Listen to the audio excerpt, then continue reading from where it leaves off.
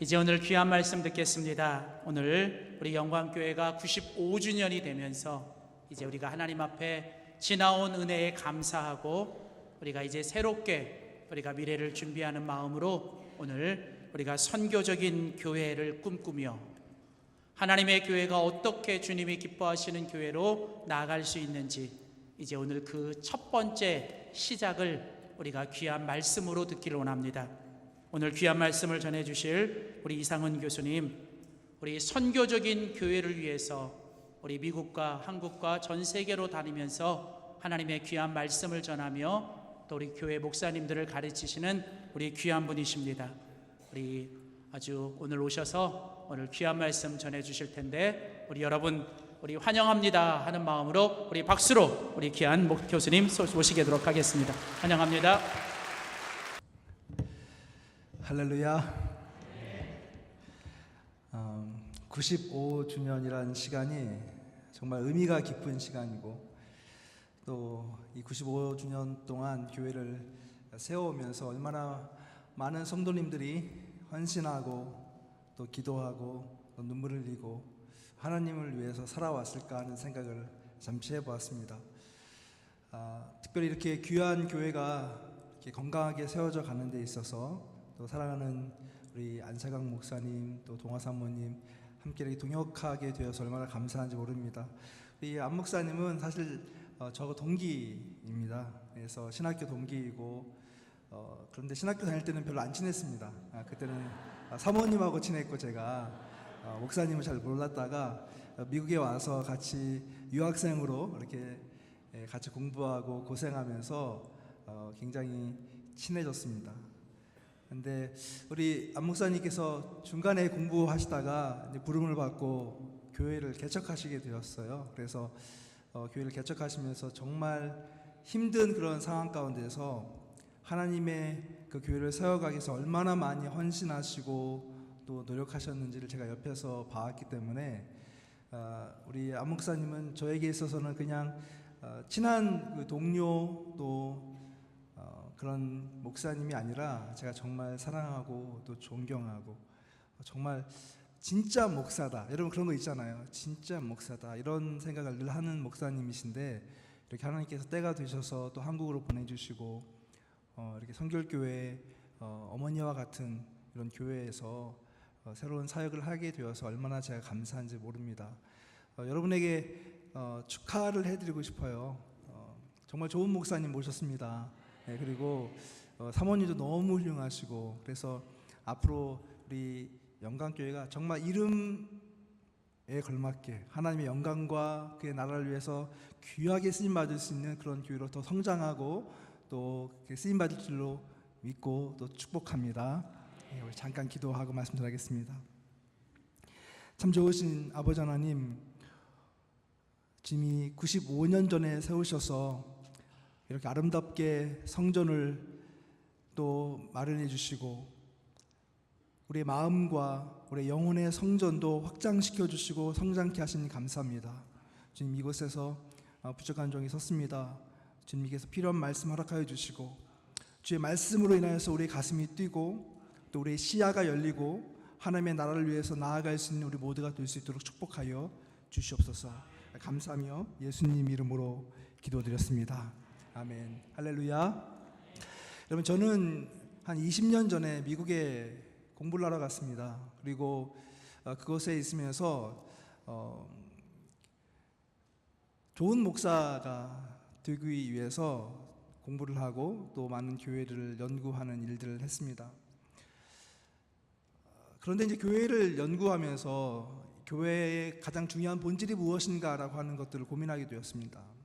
그리고 본질적인 그런 교회, 또 하나님께서 그런 성장을 이루어 주시는 그런 교회들을 많이 다니면서 우리가 생각하는 것보다 훨씬 더 많은 새로운 교회들 또 새로운 미니스트리들이 일어나고 있다고 하는 것을 보게 되었습니다.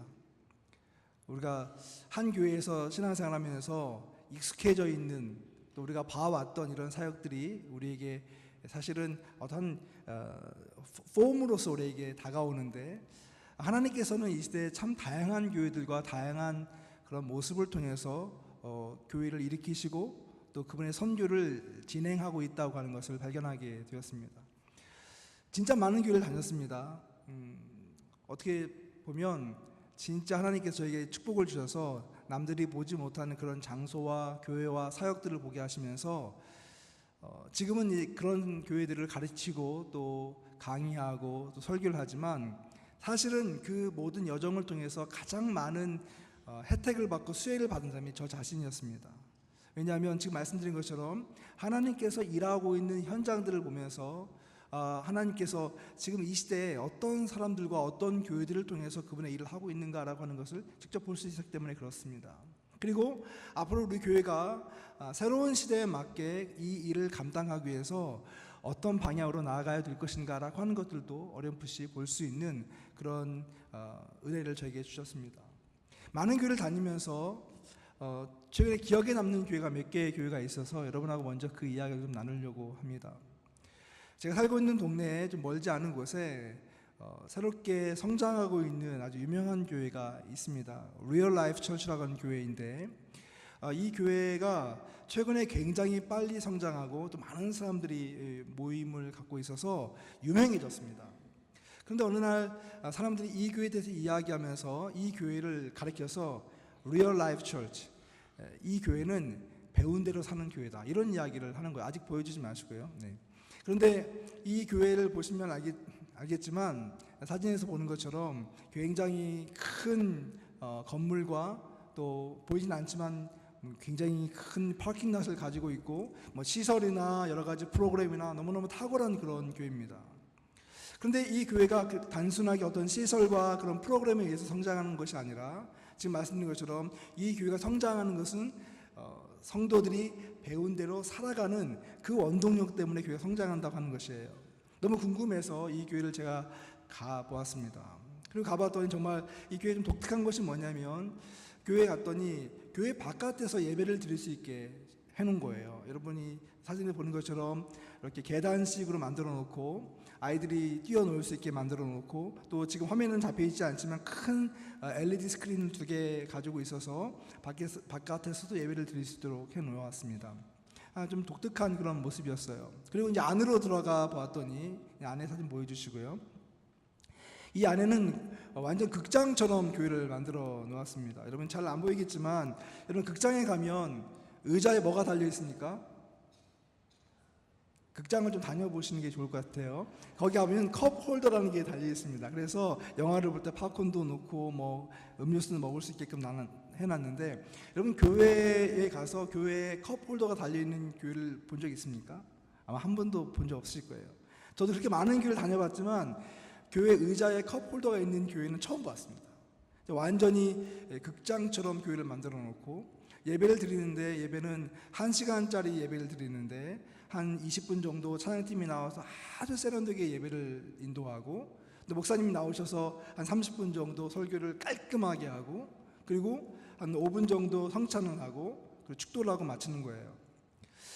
든 생각이 뭐냐면 이렇게 예배를 아주 깔끔하게 어떻게 보면 되게 퍼포먼스 중심의 예배를 드리는데 이 예배를 드리고 성도들이 배운 대로 살아갈 수 있을까? 이런 생각이 들었습니다. 어떻게 보면 마치 성도들 아니 일반적인 사람들의 그 필요를 맞춰서 교회가 디자인되어 있는 것 같은 그런 생각이 들었습니다. 너무 세속적인 게 아닌가 이런 생각이 드는 거예요. 그리고 밖에 나와서 이제 사람들과 만나서 인터뷰를 했습니다. 이 교회에 대해서 또 왜 교회가 그런 좋은 소문을 얻게 되었는가를 물어보게 되었어요. 그러면서 제가 발견한 몇 가지 사실들이 있었습니다. 뭐냐면 이 교회는 굉장히 독특한 그런 소명과 또 뚜렷한 비전을 가지고 사역을 하고 있는 것을 알게 되었습니다. 이 교회가 세워진 이 지역에 많은 새로운 사람들이 유입이 오고 있었는데 특별히 젊은 사람들이 많이 유입이 되는 거예요. 그래서 이 교회가 세워지면서 우리 교회는 정말 젊은 사람들, 불신자들을 전도하고 선교하는 그런 교회가 되겠다고 하는 목적을 가지고 있었습니다. 그래서 그들을 전도하기 위해서 리서치를 한 겁니다. 그랬더니 그 가운데 많이 이사 오는 사람들이 30대라고 하는 걸 알게 되었고 이들을 전도하기 위해서는 30대 중반에 결혼한 불신자 남자들을 전도해야지 온 가족이 전도될 수 있다고 하는 것을 알게 되었습니다. 그래서 그들에게 이들이 교회로 오게 하려면 어떻게 해야 될 것인가 생각하고 연구하기 시작했습니다. 그리고 그들에게 물어본 거죠. 어떤 교회가 되면 좋겠습니까? 근데 여러분, 보통 남자들 여기 계시니까 남자들이 제일 편하게 느끼는 장소가 어디입니까? 집이라고 이야기하시는 분은 거짓말 하시는 거예요. 그 조사를 해봤더니 남자들이 제일 편하게 여기는 30대 중반의 남자들이 편하게 느끼는 곳이 극장이었대요. 그래서 이 교회는 모든 모습을 극장처럼 만들어 놓은 것입니다. 또 한 가지 중요한 발견이 있었습니다. 이 리서치를 하면서 모든 사람들이 한결같이 이야기하는 것이 뭐냐면 우리 교회의 진짜 신앙생활은 예배에서 시작되지만 그것이 폭발되는 것은 소그룹입니다. 이야기를 하는 거예요. 주중에 모여서 소그룹 모임을 하는데 여기서는 소그룹을 라이프 그룹이라고 이름을 줘요. 그래서 어떤 삶을 같이 살아가는 그런 깊은 토론과 또 만남이 있는 그런 모임을 하는 것이죠. 그런데 이 모임 가운데 다 단순한 모임을 합니다. 목사님이 설교하셨던 그 내용을 함께 질문지로 나누어서 같이 성도들이 깊이 대화를 나누고 이것이 우리에게 의미하는 것이 무엇인지를 찾고 그 다음에 이것을 어떻게 우리의 삶 가운데 적용할 것인가라고 하는 적용점을 찾는 것입니다. 근데 여러분, 아마 여러분이 구역 예배를 드릴 때 비슷한 패턴의 성경 공부를 하고 또 그런 과정들을 겪을 거예요. 근데 이 교회가 한 가지 다른 교회와 다른 것이 있었는데 그것은 뭐냐면 우리가 이렇게 우리 삶 가운데 적용하려고 하는 이 내용들을 실제로 살아본다고 하는 것입니다.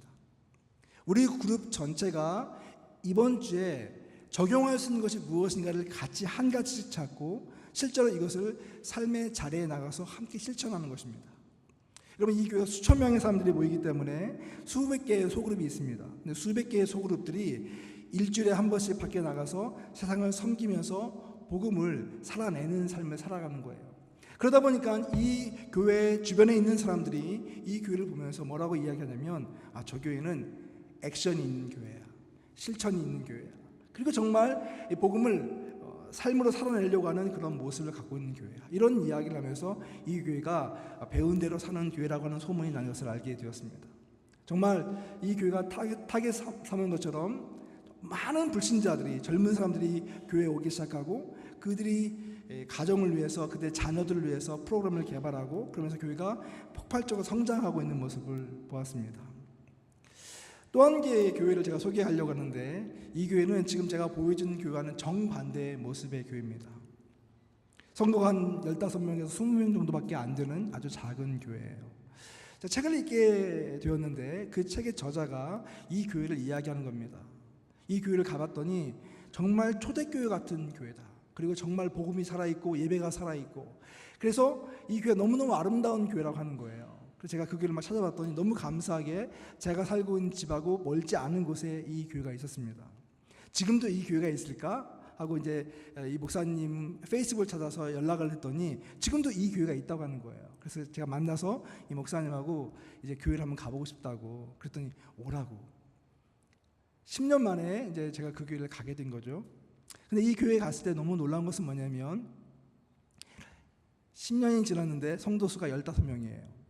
네. 아마 여러분들이 10년 동안 교회가 15명에 머물렀다고 하는 이 이야기를 들으면 이 교회는 좀 뭔가 문제가 있는 게 아닌가 생각이 들지 모르겠어요. 근데 여러분, 제가 너무 놀란 것은 뭐냐면 이 15명이 모이는 교회에 가서 정말 그 책에 나와 있는 것과 똑같은 감정을 받게 되었어요. 예배를 드리는데 예배가 3시간이 넘습니다. 그리고 예배를 드리는데 모든 사람이 다 목사요, 모든 사람이 다 간증자요, 모든 사람이 다 말씀을 나누는 그런 삶을 살고 있는 거예요. 함께 기도하고 함께 말씀을 나누고 자기 아픔을 나누고 그러면 모든 성도가 같이 가서 위에 손을 얹고 기도를 하고 축복을 하고 그리고 이들이 이렇게 성도의 교제를 나누는 데서 끝나는 것이 아니라 토요일마다 또 주중에 세상에 나가서 필요한 곳에 복음을 증거하고 세상을 섬기는 일을 합니다. 근데 여러분, 그러면서 많은 불신자들이 찾아오게 되었습니다. 그들에게 복음을 증거하고 말씀을 증거해요. 그런데 이들은 새로운 불신자가 왔을 때 교회의 숫자를 늘리는 게 아니라 그들을 훈련시켜서 또 다른 교회를 개척을 합니다. 그래서 작은 가정교회들을 계속 개척해 나가는 사역을 하는 겁니다. 15명이 왜 10년째 15명인지 아시겠죠? 이렇게 수많은 교회들을 만들어내는 모습을 보았습니다. 아마 여러분들은 어떤 교회가 더 좋은 교회인가라고 하는 생각을 하게 될지 모르겠습니다. 한 교회는 불신자들 전도해서 수천 명이 모이는 그런 교회로 성장하고, 어떤 교회는 작은 교회를 지향하면서 계속 새로운 교회들을 재생산하는 그런 사역을 하고 있습니다. 저는 이 두 교회가 다 건강한 교회라고 생각합니다.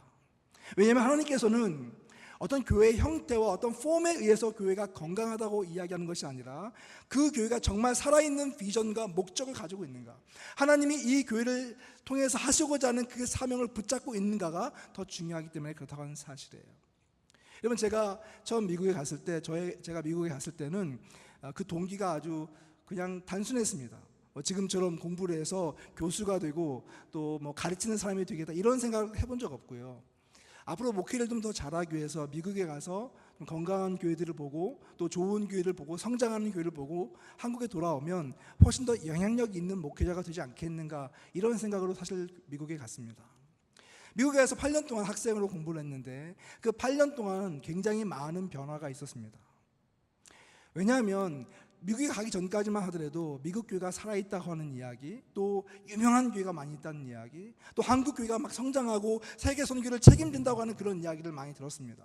근데 8년의 시간 동안 사람들이 이 교회에 대해서 점점 더 효율론적인 이야기를 하기 시작했습니다. 많은 사람들이 교회가 어렵다, 목회가 어렵다, 전도가 어렵다, 이런 이야기를 하기 시작했습니다. 아니, 그러더니 언제부턴가 정말 교회가 성장하지 않고 줄어들기 시작한다는 이야기를 하고, 또 어떤 사람들은 교회가 죽어간다는 이야기도 하고 있었습니다. 그리고 실제로 제가 보니까 주변에는 많은 교회들이, 오래된 전통적인 교회들이 실제로 문을 닫기도 하고 분열이 일어나기도 하고 사라지기도 하는 그런 일들이 있는 것을 보았습니다. 여러분, 그 가운데서 한 가지 생각이 드는 거예요.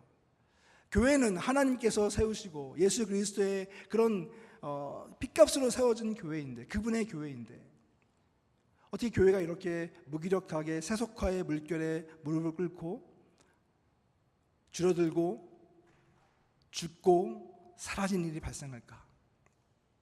그러면서 과연 정말 살아있는 교회는 어떤 교회일까라고 하는 생각이 들었습니다. 그래서 그런 교회들을 찾아다니기 시작했던 것이죠.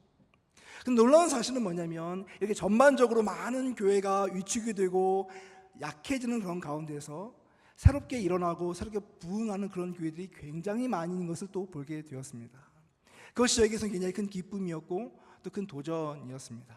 근데 여러분, 그 가운데서 정말 믿기 힘든 그런 교회들이 있는 것을 발견하게 되었어요. 아까 이야기한 것처럼 많은 사람들이 진짜 전도가 어렵다, 정말 선교하기 어렵다, 이런 얘기 많이 하잖아요. 아마 여러분들이 삶의 자리에서 믿지 않는 사람들에게 복음을 증거하려고 많이 노력도 해보고 뭐 여러 가지 프로그램도 해봤지만 굉장히 쉽지 않다고 하는 것들을 많이 느낄 거예요.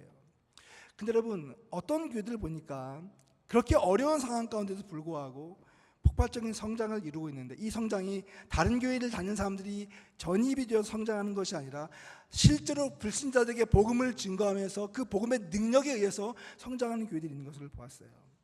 여러분, 혹시 한 교회가 세례를 준다고 할 때 1년에 몇 명 정도 세례를 주면 여러분이 좀 놀라시겠습니까? 제가 어느 교회에서 이걸 물어봤더니 어떤 분이 손을 들고 이야기하는 거예요. 1000명이요. 그 주변에 있는 사람들이 다 그분을 보면서 말은 안 하지만 제정신이 아니네, 이렇게 그분을 쳐다봤어요. 한 교회가 세례를 주는데 1년 동안에 1000명의 세례를 줄 수가 있을까요? 놀라지도 않으시네요. 근데 정말 제가 놀라운 것은 뭐냐면 1년에 1500명 세례를 주는 교회를 보았습니다. 어떤 교회는 헐리우드에 있는 교회인데, 이 교회는 2주에 한 번씩 세례를 베푸는데 1부, 2부, 3부, 4부 예배를 드리는데 매 예배 때마다 몇십 명씩 세례를 받습니다. 라스베가스에 있는 어느 교회는 한 번 세례를 주는데 500명 세례를 줍니다. 놀라운 것은 어떻게 이런 일이 가능한가? 이 교회에서 예수를 만나고 예수 그리스도에 대한 그런 감격적인 그런 삶의 변화를 경험한 사람들이 자기 가족과 자기 친척과 자기 친구들과 믿지 않는 사람들에게 복음을 증거하면서 그들을 교회로 초청하고 예수 그리스도를 그들에게 보여주고, 그러면서 신앙적인 그런 가치를 깨닫게 하면서 실제로 그 안에서 수많은 사람들이 복음으로 돌아오고 교회가 성장하는 그런 교회들이 있는 것을 보았다고 하는 사실이죠. 여러분, 우리 가운데 한 가지 잘못된 신화가 있다고 저는 생각합니다. 그 잘못된 신앙은 뭐냐면 정말 복음 전파가 어렵고, 그리고 이렇게 성장하는 교회, 세례를 많이 베푸는 교회는 진짜 특별한 교회들이야. 우리하고는 상관이 없는 그런 교회들이지.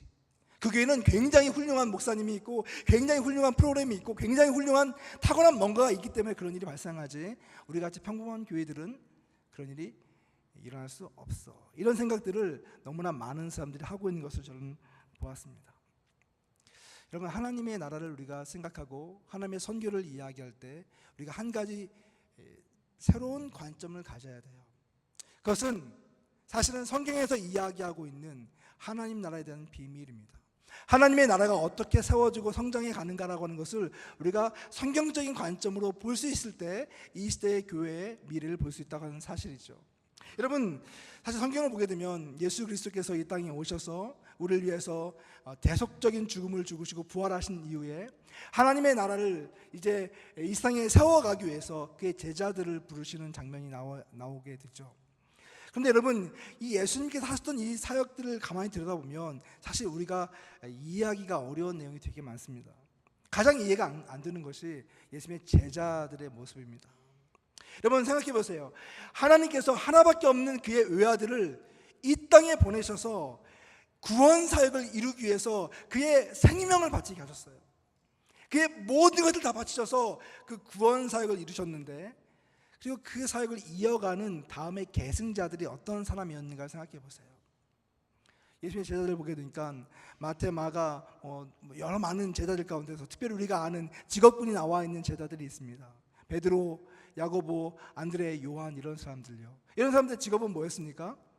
이 사람들의 직업은 어부였습니다. 근데 여러분, 이 어부는 지금으로 보게 되면 굉장히 하층민에 속하는 사람들이었죠. 마태가 있습니다. 마태는 세리였는데, 이 세리라고 하는 직업은 당시에는 마치 매국노처럼 민족의 등골을 빼먹으며 살았던 그런 사람들이었어요. 사람들의 멸시를 받았던 사람입니다. 어떻게 보면 뚜렷한 직업도 없이 사회적인 불만을 가지고 무력을 통해서 사회를 전복시키려고 하는 그런 시도를 했던 사람들이에요. 여러분, 예수님께서 그의 제자들을 선택하시고 그들에게 하나님 나라에 대한 사명을 위임해 주시는데, 우리가 볼 때에는 전혀 상식적이지 않은 방법을 사용하십니다. 좋은 대학을 나왔거나, 아니면 능력이 많거나, 아니면 돈이 많거나, 영향력이 많거나, 사람들이 존경할 만한 어떤 명예가 있거나, 어떤 외적으로 볼 때 하나님 나라 일을 할 만한 그런 사람들을 뽑으셔야 되는데, 예수님께서는 우리가 볼 때 전혀 이해할 수 없는 그런 사람들을 선택하신 것을 보게 됩니다. 그리고 여러분, 그들을 통해서 하나님께서 일을 해나가시는 것이 성경에 나와 있습니다.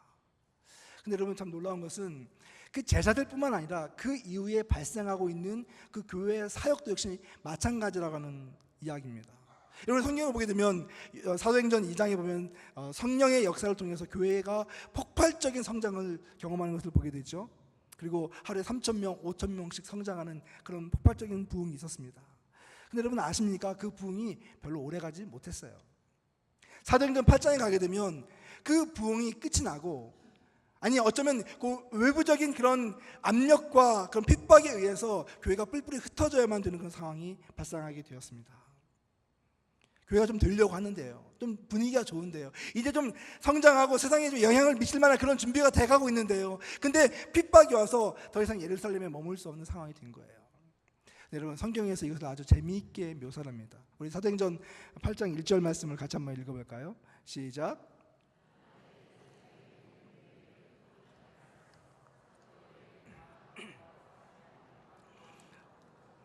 여러분, 제가 이 말씀을 보면서 한 가지 주목해서 본 내용이 있었어요.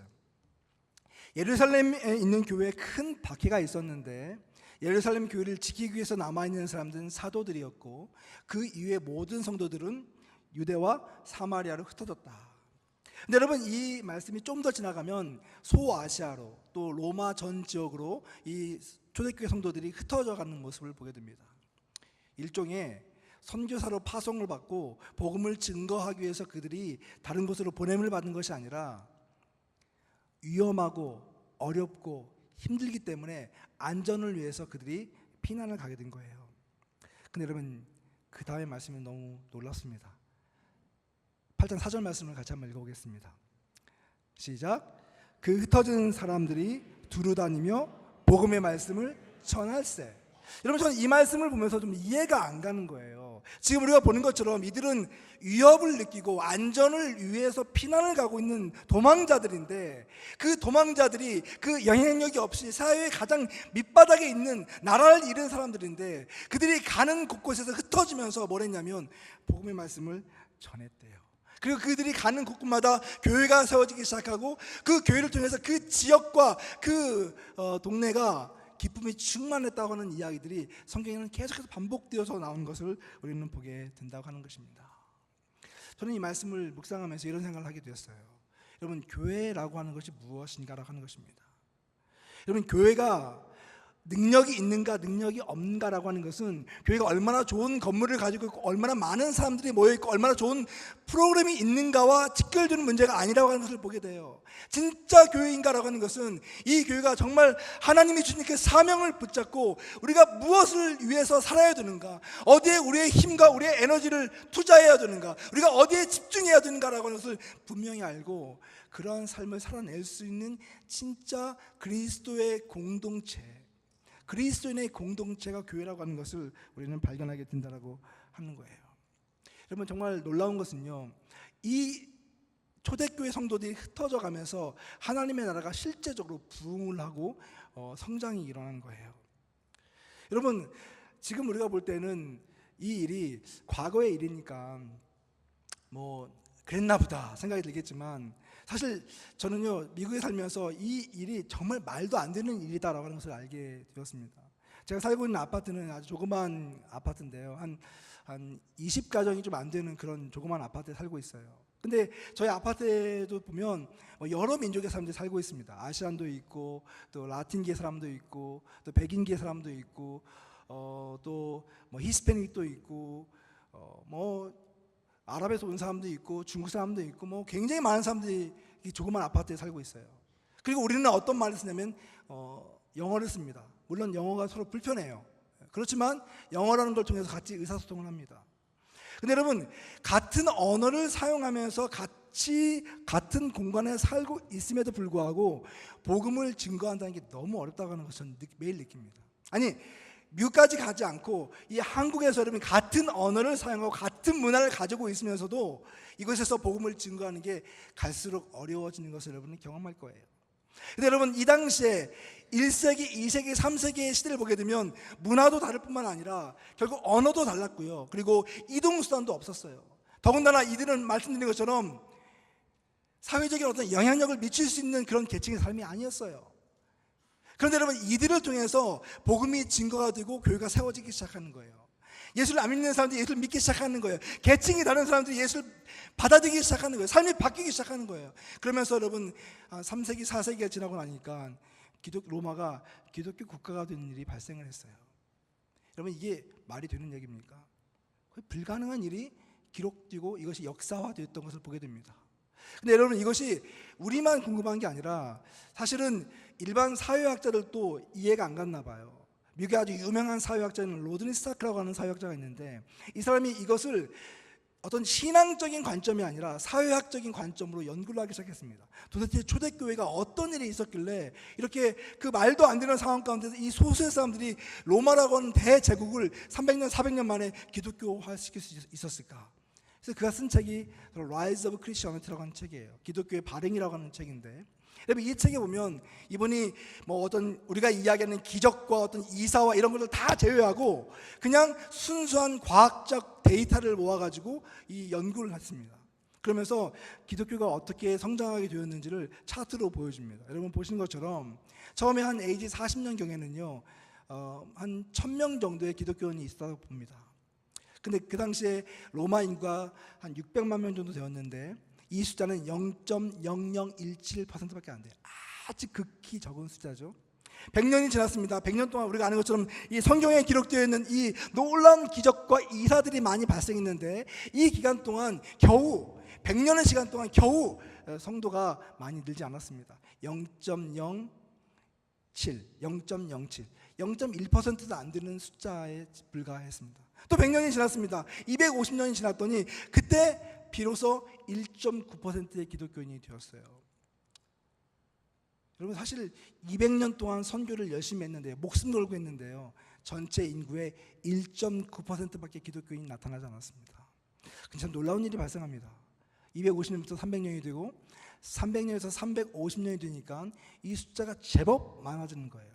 1.9%에서 10%로, 10%에서 56%까지 기독교가 성장을 했습니다. 아마 이렇게 보면 여러분 잘 이해가 안 가실 것 같아서 제가 이것을 그래프로 한번 그려봤습니다. 그래프를 그려봤더니 참 놀랍게도 거의 한 200년 이 사이 동안에는요, 미동도 없는 거예요. 우리는 이 성경을 통해서 이 안에 나타난 놀라운 이야기들 보고 우리가 이것을 마치 줌업을 해서 보는 것처럼 이 스토리를 보고 있지만, 당시 역사적인 관점에서 기독교의 운동을 보게 되면 저 변방에서 몇몇 소수의 사람들이 일어나고 있는 어떤 소요에 지나지 않는 것이죠. 그런데 여러분, 이것이 200년이 지나고 250년이 되고 250년에서 300년이 되고 300년에서 350년이 되니까 이것이 기하급수적으로 성장하는 모습을 보게 됩니다. 놀라운 이야기 아닙니까? 여러분, 하나님 나라의 성장은 어떻게 이루어지는 것일까요? 여러분, 예수님께서 이미 이 이야기를 성경에서 해주고 있는 것을 보게 됩니다. 예수님께서 하나님 나라에 대한 이야기를 하면서 하나님의 나라는 이와 같다. 그리고 그분이 우리에게 몇 가지 이야기를 해주시는데 좀 이따 보여주십시오. 예수님이 뭐라고 말씀하시냐면 하나님의 나라는 마치 겨자씨와 같다. 하나님의 나라는 마치 누룩과 같다. 이렇게 이야기합니다. 여러분, 제가 사진을 먼저 보여줘서 약간 긴장감이 떨어지네요. 네. 여러분, 겨자씨가 얼마나 작냐면, 여러분 겨자씨 보입니까? 사진 가운데서. 사실요, 저는요, 제가 어릴 때 중학교 때인가 고등학교 때인가 어떤 분이 이스라엘에 갔다 오셔서 저한테 선물을 갖다 주셨어요. 근데 그 선물이 어떤 거냐면 이게 코팅지에다가 이 뭔가를 이렇게 씨앗을 해서 저한테 주셨는데 그것이 겨자씨라고 하는 거예요. 근데 그때는 지금 여러분 이 사진에서 보는 것보다 더 작은 씨앗인 거예요. 정말 마치 그 코팅지에 먼지 하나 있는 것처럼 보이는데 그걸 저한테 주면서 선물이라고 하는 거예요. 제가 그걸 받고 나서 어떻게 했냐면 기분이 너무 나쁜 거예요. 아니, 이거 갖고 뭐 하라고. 그래서 그걸 버렸습니다. 큰 실수한 거죠, 그죠? 네. 근데 그때는 이 겨자씨가 뭔지를 몰랐어요, 사실은. 성경을 잘 몰랐기 때문에. 근데 예수님께서 뭐라고 말씀하고 있냐면 하나님의 나라, 어쩌면 우리가 그 원대하고 위대하고 그 영광스러운 하나님의 나라를 이야기하면서 예수님이 그 하나님의 나라가 마치 이 겨자씨와 같아. 눈에 보이지도 않을 만큼 이 작은 씨앗 같은 것이 하나님의 나라라고 이야기하는 거예요. 근데 여러분, 이 겨자씨가 갖고 있는 비밀을 우리가 알고 있죠. 이렇게 작은 눈에도 보이지 않는 이런 연약한 이 씨앗이 땅에 떨어져서 뿌리를 내리고 자라기 시작하면 이것이 줄기가 자라고 또 가지가 뻗치고 잎사귀가 열리고 꽃이 피고 열매가 맺히면서 많은 새들이 와서 거기에 기울이게 되고 사람들이 그 밑에서 그네에서 쉼을 얻게 된다고 하는 거예요. 이 작은 것이 그런 성장을 건다는 거예요. 누룩이 아무 쓸모도 없는 것처럼 보이는데 이것이 밀가루와 함께 범벅이 되면 시간이 지나면 2배, 3배, 4배, 5배로 팽창을 한대요. 하나님의 나라를 예수님이 이야기하면서 우리는 하나님의 나라를 너무 크고 위대한 것으로 보면서 이것이 너무 광대하기 때문에 이것을 상상할 수도 없게처럼 느껴지지만 예수님은 그게 아니라고 하는 거예요. 하나님의 나라는 우리가 우리의 삶 가운데서 만질 수 있고 보일 수 있는 아주 작은 것부터 시작된다고 하는 거예요. 그래서 여러분, 예수님이 뭐라고 말씀하십니까? 하나님의 나라의 비유를 이야기하면서 하나님의 나라는 한 마리의 잃어버린 양을 찾아다니는 목자의 모습과 같다. 한 마리의 한 드라크마를 잃어버린 그 드라크마를 찾기 위해서 노력하는 그 여인의 모습과 같다. 집 나간 한 아들이 돌아오기까지 간절히 기다리고 있는 그 애타는 아버지의 심장과 같다. 하나님이 우리에게 이렇게 말씀하고 있는 거예요. 여러분, 하나님의 나라는 바로 이와 같다는 거예요. 보잘것없고 작아 보이고 그러나 그 생명을 우리가 기다리면서 그리고 그것을 기대하면서 땀과 눈물과 헌신과 노력을 하고 있는 그런 사람들을 통해서 하나님의 나라는 세워지고 확장되고 그리고 퍼져나가는 것이라고 주님 우리에게 말씀하고 있는 것이에요. 여러분, 예수님께서는 우리에게 교회를 이야기하시면서 이 교회 조차도 이렇게 겨자씨와 같은 이야기를 우리에게 해줍니다. 여러분, 교회 최소 단위가 몇 명인지 혹시 아십니까? 교회는 몇 명이 모이면 교회가 될까요? 옛날처럼 교회는 건물입니다 이렇게 이야기하는 사람은 거의 없을 거예요. 이제는요. 교회는 사람이에요. 예수를 믿는 성도들의 모임입니다. 그런데 예수님이 교회에 대해서 이야기하면서 이렇게 이야기합니다. 마태복음 18장 20절 말씀에, 우리 잘 아는 말씀이죠. 같이 한번 읽어보겠습니다. 시작. 두세 사람이 내 이름으로 모인 곳에는 나도 그들 중에 있느니라. 여러분, 예수님이 함께하는 그 교회 공동체 최소 인원이 몇 명이냐면 2명 내지 3명이래요. 아마 여러분, 우리 교회가 2명 3명 모여서 예배드리면 여러분, 우리 교회 망했다 그럴 거예요. 근데 예수님께서 뭐라고 말씀하시냐면 두세 사람이 내 이름에 모인 곳에 내가 그들 가운데 함께 있다고 말씀하시는데, 거기서 끝나는 것이 아니라 이 두세 사람이 모였을 때 어떤 역사가 발생한대요. 여러분, 18장 18절 말씀 같이 한번 읽어보도록 하겠습니다. 시작. 진실로 너에게 이르노니 하늘에서도 매일 것이요 무엇인지 땅에서 풀면 하늘에서도 풀리리라. 여러분, 두세 사람이에요. 아주 보잘것없는 두세 사람이 모여서 기도하면 땅에서 이것이 매면 하늘에서도 매이고 땅에서 풀면 하늘에서 풀린대요. 또 19절 말씀에 이렇게 이야기합니다. 너희 중에 두 사람이 땅에서 합심하여 무엇인지 구하면 하늘에 계신 아버지께서 저희를 위하여 이루게 하시리라. 여러분, 하나님께서 말씀하시고 하나님께서 우리에게 도전하시는 것은 무엇입니까? 하나님은 레디가 되어 있다고 하는 거예요. 하나님은 우리에게 응답하실 준비가 되어 있고 하나님은 움직일 준비가 되어 있다고 하는 거예요. 우리가 정말 믿음을 가지고 하나님을 바라보고 그 꿈을 꾸고 하나님을 위해서 우리가 액션을 취하기 시작하면 하나님은 이곳에 오셔서 그 작은 2명 3명의 그 기도 소리를 들으시고 응답해 주시고 하늘이 움직이는 그런 역사를 우리에게 보여주시겠다고 말씀하고 있는 거예요. 여러분, 우리가 정말 고민해야 될 것은 정말 우리가 예수 그리스도가 우리 교회 공동체의 주인인가? 우리가 정말 예수님이 원하시는 그 사명을 붙잡고 있는가? 우리의 모든 관심과 우리의 모든 에너지가 그 하나님의 나라를 위해서 우리가 쏟아붓고 있는가라고 하는 것을 주님 우리에게 묻고 있다고 하는 사실이에요. 제가 올랜도에 있는 한 교회를 방문했을 때입니다. 작년 여름이었습니다. 올랜도는 플로리다라고 하는 지역에 있는데 이 도시는 굉장히 디즈니 월드나 아니면 이렇게 유명한 휴양지로 많은 사람들이 찾는 곳입니다. 근데 그곳에 한인교회가 있는데 이 한인교회가 성도가 한 300명쯤 어른들이 모이는 그런 교회예요. 아마 여러분들이 볼 때는 300명 정도면 뭐 별로 큰 교회가 아니니까 주목하지 않을 수 있겠지만, 근데 이 교회는 그 지역에서 완전 대형 교회입니다.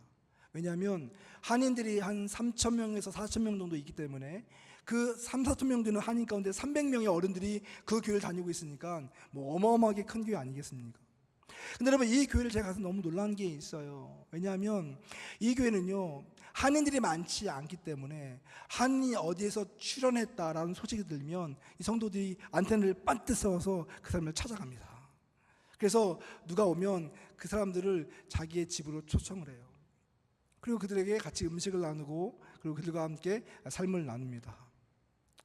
근데 여러분, 참 놀라운 것은 항상 이 소그룹 모임을 갖는데 이 소그룹의 그 가장 중요한 모임이 그 VIP, 잃어버린 사람들을 초청해서 그들에게 그리스도의 사랑을 나누고 또 그리스도의 복음을 증거하는 데 초점이 맞춰져 있는데, 말씀드린 것처럼 그 첫 번째 접근 방식이 복음을 전달하는 것이 아니라 그들에게 음식을 베풀고 시간을 베풀고 사랑을 베풀고, 그래서 그들이 필요한 것이 있으면 그걸 다 제공해줘요. 아이를 돌봐주기도 하고 라이드를 해주기도 하고 또 어떤 필요한 서비스가 있으면 그걸 제공해주면서 이 성도가 정말 이 공동체를 신뢰하고 믿을 수 있도록 하는데 노력을 많이 합니다.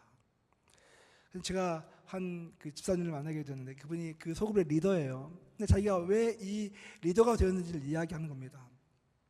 자기는 원래 불신자였고 이곳에 올 때 어떤 직장 때문에 오게 되었대요. 근데 처음 왔을 때 이 교회 사람들 만나게 되어서 자기를 초청을 받았대요. 근데 처음 오니까 외로우니까 밥 먹자고 하니까 밥을 먹으러 간 거죠. 그랬더니 갔더니 음식을 잘 준비해 놓고 그냥 아주 즐겁게 이야기를 나누고 교제를 나누고 있는데 참 너무 신기한 경험을 처음 했대요. 그 뭐냐면 자기는 사실 일 끝나고 나서 함께 남자들이랑 시간을 보내면 항상 술을 먹으면서 시간을 보냈다는 거죠. 근데 이 모임은 술 없이 남자들이 새벽 1시까지 이야기를 하더래요. 제가 너무 충격을 받았대요. 어떻게 남자들이 이럴 수가 있지? 근데 돌아오면서 그 모임이 싫지 않더래요. 이럴 수도 있구나. 다음 주에 또 오라고 해서 그 모임을 또 가게 되었대요. 그러면서 이 모임 사람들을 좋아하게 되고, 그러면서 이들이 믿는 예수를 영접하게 되고, 그래서 세례를 받고 교회에 참석하게 되고, 그리고 리더가 되었어요. 그래서 똑같은 방식으로 자기가 소그룹을 만들어서 복음을 증거하는 삶을 살아요. 근데 여러분, 너무 놀라운 것은 그들이 한 영혼을 전도하기 위해서 드리는 그 노력이요, 우리 상상을 초월하는 거예요.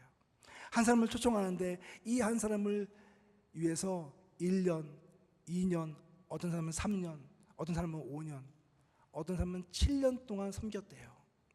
교회도 오지 않는 사람을 7년 동안 매주 금요일마다 밥을 주고 그들을 위해서 섬기고, 그리고 그들이 예수를 믿을 수 있기 위해서 눈물을 흘리면서 기도하는 이 간절함, 그러면서 많은 상처도 받았더라고요. 얌체족이잖아요. 서비스만 받고 교회 안 나오고 도망가는 이런 사람들.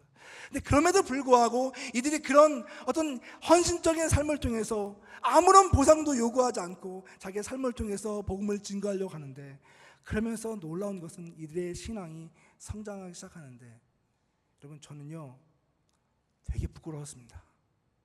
나보다 훨씬 낫다. 웬만한 목사보다 낫다. 여러분, 우리가 복음을 정말로 믿고 그 복음의 그 가치를 알고 있다면 사실은 이 복음을 위해서 우리의 삶을 드리게 됩니다. 복음이 정말 가치 있는 것을 우리가 체험하고 있다면 이 복된 소식을 전하기 위해서 우리는 노력할 겁니다. 근데 언제부턴가 우리는 복음의 능력을 잃어버렸어요. 언제부턴가 우리는 복음을 이야기하지만 그 복음이 우리의 삶 가운데 어떤 힘과 어떤 능력이 있는지 우리는 망각하고 살아가요. 기도를 하고 예배를 드리고 있지만 그 기도와 예배를 통해서 정말 살아계신 하나님을 만나지 못할 때가 얼마나 많은지 몰라요. 하나님께서는 우리 한 사람 한 사람을 위해서 자기의 독생자 예수를 보내주시고, 그리고 정말 자기의 모든 것을 다 드리면서 우리를 구원하기 원하셨는데, 언제부턴가 우리는 너무 그것을 당연시 여기고 마치 종교가 우리의 한 신앙, 우리 삶의 일부분인 것처럼 너무 편안해진 그런 삶을 우리가 살고 있지는 않은가 생각을 해봅니다. 여러분, 제가 선교적 교회를 이야기하면서 교회란 무엇인가, 물론 선교적 교회가 되기 위해서 우리가 해야 될 여러 가지 스텝들이 있겠죠. 그러나 여러분, 정말 선교적 교회는 어떤 프로그램이나 어떤 액티비티가 아닌 것을 알았으면 좋겠습니다. 우리가 어떤 활동을 하고 얼마나 많은 선교사를 파송하고 어떤 사역을 하고, 물론 그것도 다 필요한 것입니다. 하나님의 나라를 위해서 많은 성도들을 보내야 되고 많은 사람들을 우리가 훈련해야 되고 또 그들 위해서 많이 서포트를 해야 됩니다. 기도해야 됩니다. 그러나 정말 더 중요한 것은 무엇입니까? 우리 교회에 있는 성도 한 사람 한 사람이 나의 부르심이 곧 선교사적인 부르심을 가지고 있다고 하는 것을 인식할 때 그것이 가능하다는 거예요. 마치 초대교회 성도들이, 모든 성도들이 가난하고 힘이 없고 연약함에도 불구하고 그 복음을 위해서 자기의 삶을 드렸던 것처럼 이곳에 있는 우리 성도 한 사람 한 사람이 이 스토리가 나의 스토리가 되고 이 사명이 나의 사명이 될 때, 그래서 함께 모여서 우리가 하나님의 나라를 고민하고 하나님의 복음을 위해서 살기를 같이 결단하고 함께 서포트하고 함께 격려하고 지지하게 될 때, 함께 손을 맞잡고 그 모험의 장으로 나아가게 될 때, 그때 거기서 하나님은 우리 교회 공동체를 통해서 그분의 선교를 위해서 놀랍고 그분이 계획하신 방식으로 우리를 사용하실 것이라는 사실입니다. 여러분의 삶을 통해서 내 자신이 선교사라고 하는 것을 인식했으면 좋겠습니다. 그리고 우리 교회가 그 선교적 부르심을 위해서 부름받았다고 하는 사실도 인식했으면 좋겠습니다. 그리고 여러분, 우리가 살고 있는 삶의 자리가 선교지라고 하는 것도 인식했으면 좋겠습니다. 이 말씀하고 제가 마치겠습니다.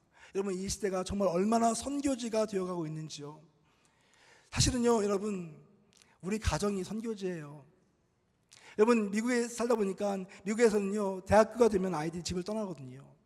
그런데 자기 학교를 다니기 위해서 집을 떠나는데 그 대학을 가는 그 순간 70%에서 90%의 아이들이 교회를 떠나요. 그리고 그 가운데 80% 이상의 아이들이 교회로 돌아올 마음이 없대요. 한국도 마찬가지 아닙니까? 한국의 젊은 아이들이 선교지로 변했습니다. 청년들이요, 한 5년 전까지만 하더라도 청년 복음화율이 6%, 7% 그랬습니다. 너무 놀랐어요. 대학생들이 이렇게 교회를 안 다닌다니. 지금 3%, 4% 이야기합니다. 중학생들, 고등학생들 아이들 조사해 보면 교회 다니는 아이들이 1.5%, 2.2% 이야기예요. 선교지가 되었어요. 선교 대상자가 되었어요. 근데 여러분, 놀라운 것은 무엇인지 아십니까? 우리가 그 영혼을 품고 기도하고 우리 삶을 드리기 시작할 때 가장 먼저 발생하는 그 변화가 바로 우리 가정에서 우리 자녀들을 향해서 나타난다는 사실입니다. 지금 말씀드리는 이 교회예요. 이 교회의 열매가 어떻게 나타나는지 아십니까? 지금 말한 것처럼 어른들이 300명, 400명쯤 모이는 그런 교회로 성장했는데요, 이 교회는요, 다음 세대 아이들이 더 많아요. 450명이 예배를 드려요. 말도 안 되는 일이 발생합니다. 왜냐하면 대학을 가면 집을 떠나서 독립을 하기 시작하는데, 이 아이들은 대학을 졸업하고 다시 동네로 돌아와요. 왜냐하면 이 교회 때문에.